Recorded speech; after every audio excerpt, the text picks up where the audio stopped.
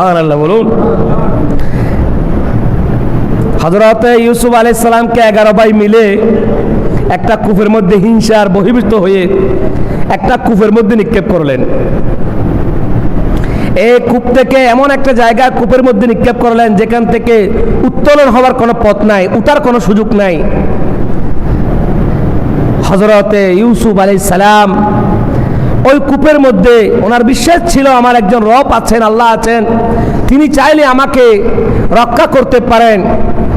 বাইরা হিংসার বশীভূত হয়ে ফেলিয়েছিলেন কূপের মধ্যে, আর কেনানের কূপ থেকে তুলে আমার আল্লাহ ইউসুফ আলাইহিস সালামকে মিশরে আজিজ বানিয়ে দিলেন। সুবহানাল্লাহ। হিংসা করলে আল্লাহ মকাম বাড়িয়ে দেন। কি করে দেন? আল্লাহ মকাম বাড়িয়ে দেন। আইয়ুব আলাইহিস সালামকে আল্লাহ শিফা দান করলেন। যুগে যুগে মানুষের জীবনে যত পরীক্ষা আসবে, আমার নবী বলেন, রাসূল পাক সাল্লাল্লাহু আলাইহি ওয়াসাল্লাম আমার হাবিব বলেন, কেউ যখন কারো উপর যখন বলা মুসিবত পতিত হয়, রোগ হবে, বলা মুসিবত হবে, ওই সময় ধৈর্য ধারণ করতে হবে, সবর পাতে হবে। সম্পদের উপরে, টাকার উপরে, পরিবার পরিজনের উপরে, ফসল ফলাদের উপরে আপনাদের উপর গজব আসবে। এই গজবকে মোকাবেলা করবেন কিভাবে?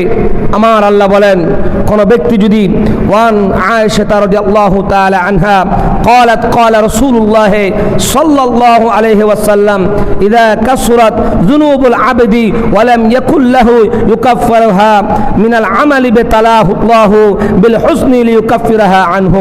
আমার নবী বলেন, যদি কোন বান্দা গুনাহ বেশি হয়, গুনাহ করতে করতে গুনার সাগরে কোন বান্দা ডুবে গিয়েছে, গুনাহ থেকে তার এমন কোন আমল নাই যে গুনাহগুলো তার কাফারা হবে, আমার আল্লাহ আমার নবী বলেন বিল হুসনি লিইউকাফিরা আনহু।